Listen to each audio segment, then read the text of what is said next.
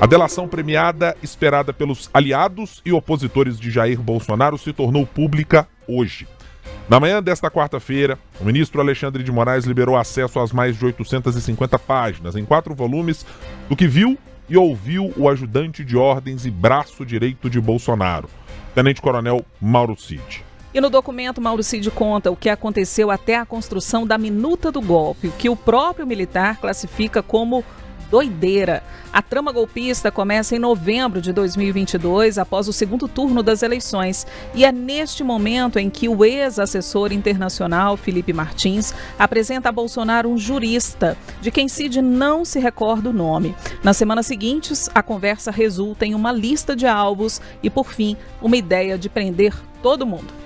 Na lista dos alvos estavam os ministros Alexandre de Moraes e Gilmar Mendes, do STF, o senador Rodrigo Pacheco, do PSD de Minas, e outras autoridades que, segundo a delação, de alguma forma se opunham ideologicamente ao ex-presidente.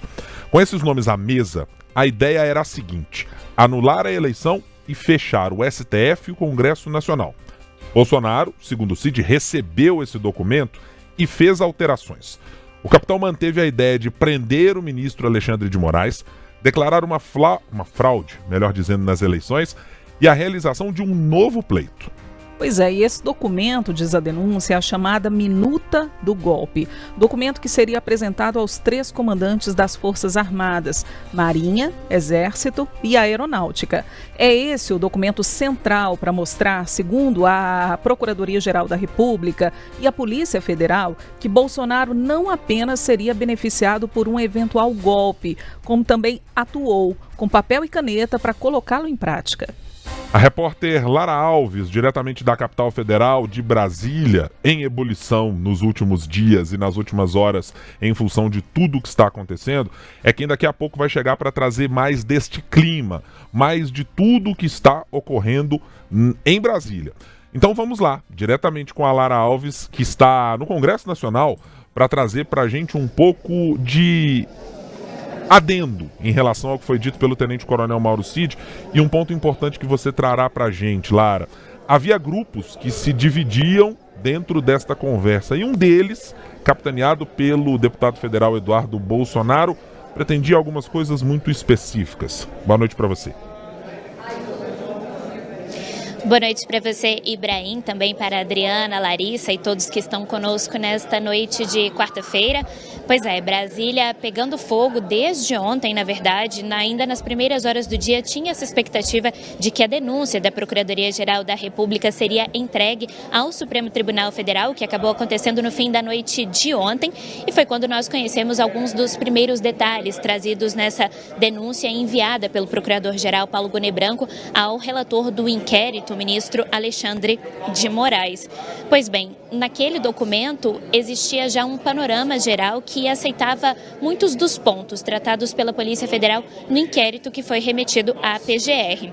O primeiro deles é que existia, de fato, uma organização criminosa responsável por traçar ações que eram não apenas simultâneas, mas também sequenciais, por mais que parecessem desapartadas umas das outras, e que acabariam numa tentativa de golpe de Estado e que, segundo a análise deles, ocorreu no dia 8 de janeiro de 2022. Pois bem, essa organização criminosa era liderada pelo então presidente Jair Bolsonaro e também pelo candidato à vice-presidência dele, o general Walter Braga Neto, que também atuou como ministro da Defesa e também ministro da Casa Civil de Bolsonaro. Mas outros detalhes muito importantes foram conhecidos hoje pela manhã, quando o ministro Alexandre de Moraes decidiu derrubar o sigilo da colaboração premiada que foi firmada entre o ajudante de ordens Mauro Cid e a Procuradoria-Geral da República.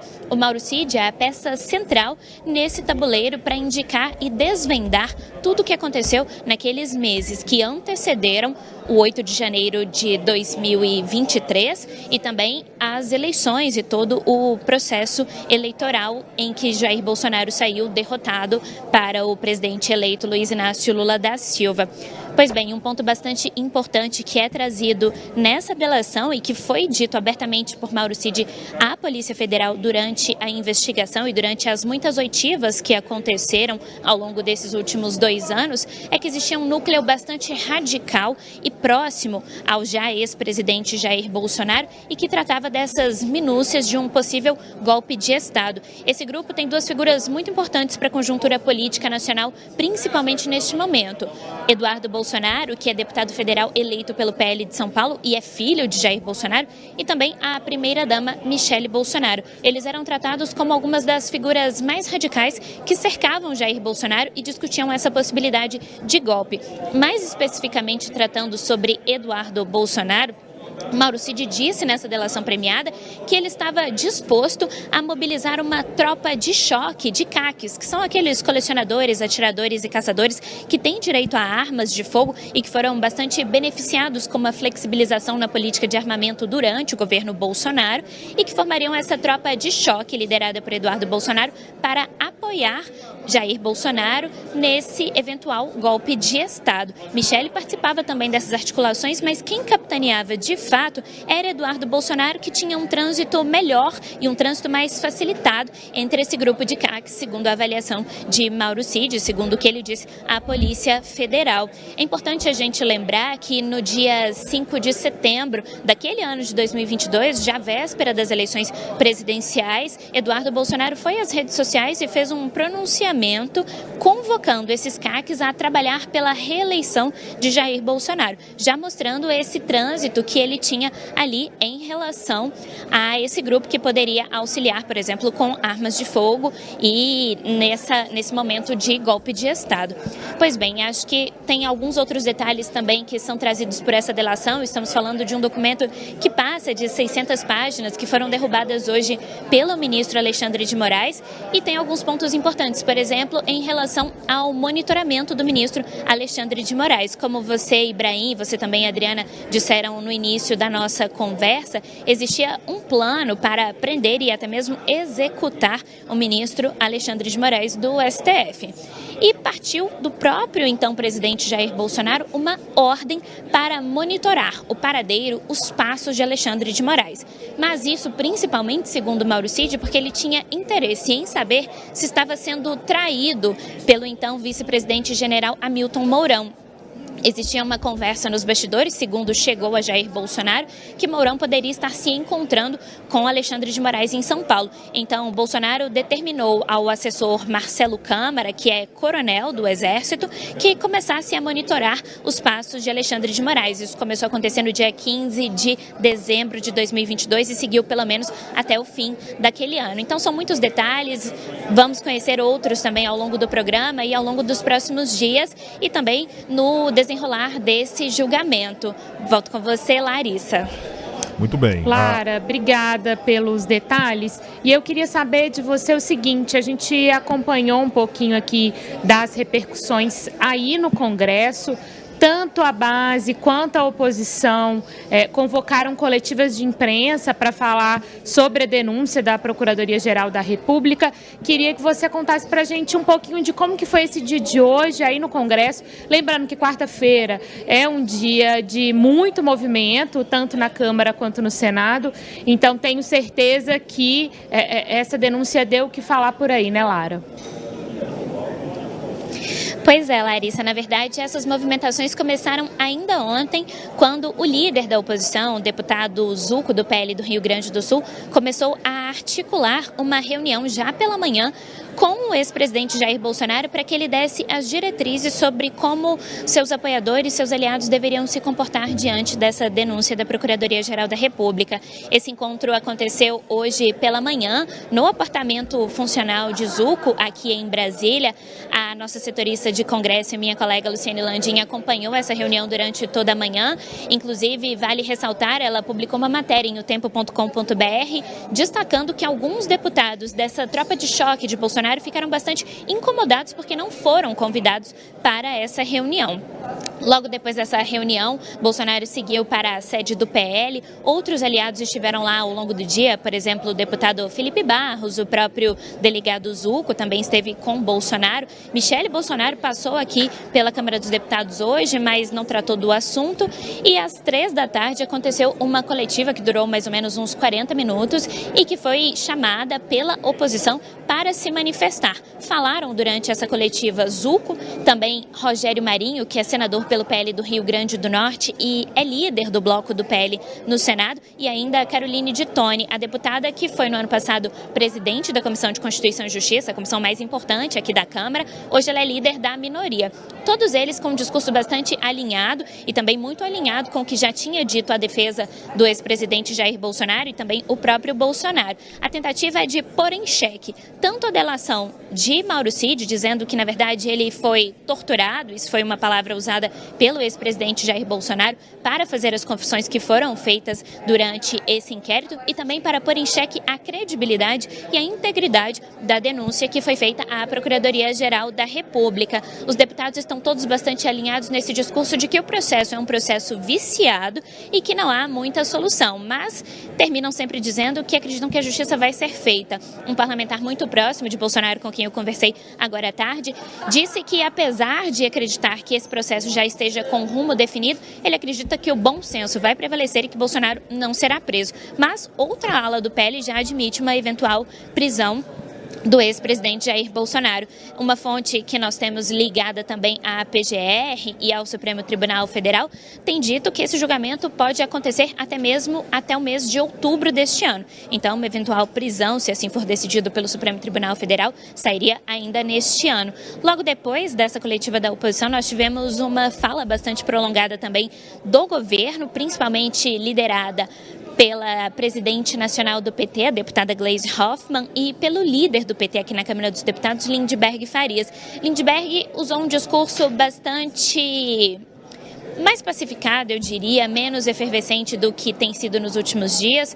Ele disse que, na verdade, não se trata de revanchismo, que o PT e a base jamais vão comemorar uma tentativa de golpe ou uma denúncia contra um ex-presidente, que isso é um assunto muito sério e que é a hora de o Brasil passar a história a limpo. Ele também citou o desaparecimento e o assassinato do deputado caçado Rubens Paiva pela ditadura militar e disse que aqueles que torturaram Rubens Paiva e que estiveram nos porões da ditadura são os mesmos que fazem parte hoje da turma do Bolsonaro, como ele chamou. Hoje também tivemos aqui no Salão Verde muitos gritos de sem anistia ou gritos a favor do projeto de lei da anistia, que é aquele projeto que concede um perdão às pessoas envolvidas nos atos do 8 de janeiro, e isso foi levado para dentro do plenário. Teve muita confusão agora há pouco, muita gritaria entre deputados de um lado e de outro. A oposição também puxou gritos de Lula ladrão, lugar na prisão. E também do outro lado pediram que Bolsonaro fosse preso. E isso gerou um incômodo muito grande. A então secretária que estava presidindo a sessão, a delegada Catarina, precisou acionar. Ela, na verdade, suspendeu a sessão e precisou acionar o presidente da casa, o deputado Hugo Mota, que estava em reuniões. O deputado Hugo Mota deu uma bronca muito firme nos deputados.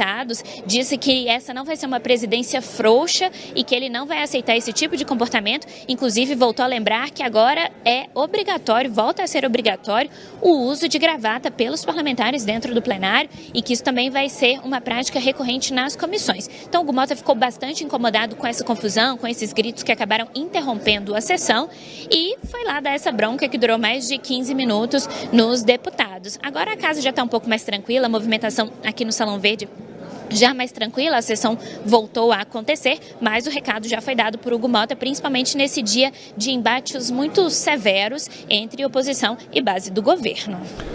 Perfeito. Lara Alves trazendo para a gente um resumo, primeiro sobre o ponto de vista e a perspectiva dos aliados do ex-presidente Jair Bolsonaro e também mostrando um pouco como essa temperatura é transferida para o Congresso Nacional. E do Congresso a gente espera mais ou menos isso mesmo, né? Quando se vai para o plenário, a tendência é sempre que os ânimos fiquem acalorados e as coisas sigam um pouco assim.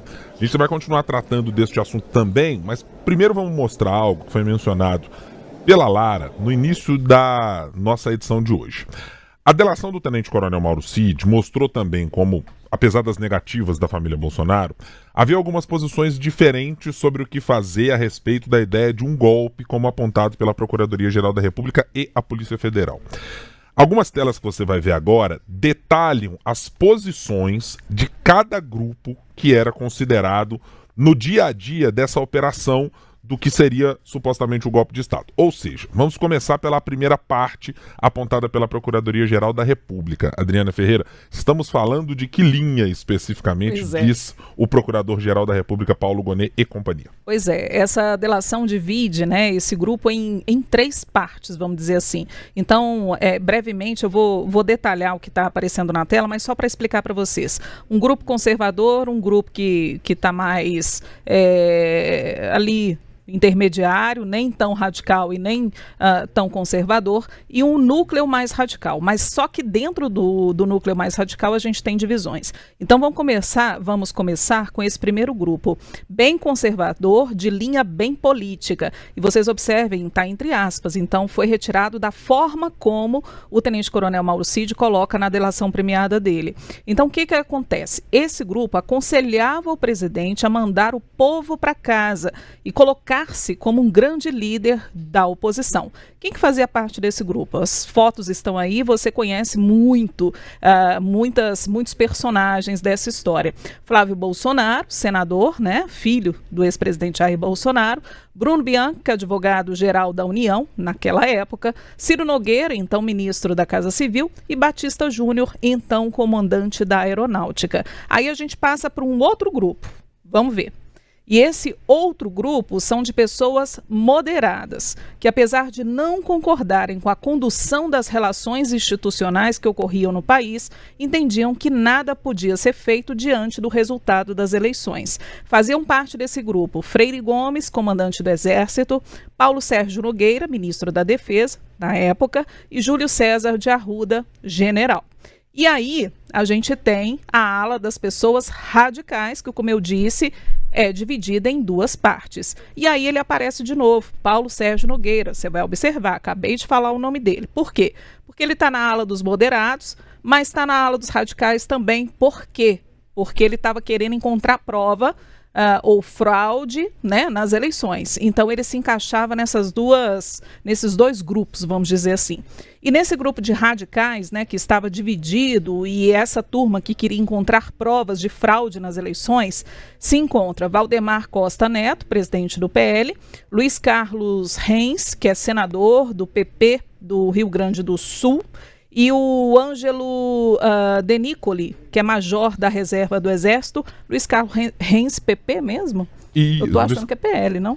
Vamos checar aqui. Vamos confirmar. Mas todo mundo há de se lembrar. Luiz Carlos Reis atuou muito fortemente, todo mundo se lembra, na CPI da Covid. Sim. Aquele defensor da cloroquina, esse medicamento que não há nenhuma comprovação de que cause qualquer efeito benéfico para o tratamento de Covid-19, então você sempre lembrava ele aparecendo lá nos depoimentos na CPI, dizendo, Luiz Carlos Reis, está aqui o Reis com a sua caixinha de cloroquina, etc. Então você há de se lembrar dele. E é PP mesmo, tá, gente? Pensei que fosse PL e confirmado aqui é PP do Rio Grande do Sul. E Eduardo Pazuello, que é uma figura conhecida também no período de Covid-19, porque foi, né, ministro da Saúde, ele se encontrava nesse grupo, no núcleo radical, que tentava de qualquer jeito encontrar fraude nas eleições e a partir dessas fraudes, né, desencadear ou apoiar um suposto golpe, um pretenso golpe. E aí na ala dos radicais a gente passa para um outro núcleo.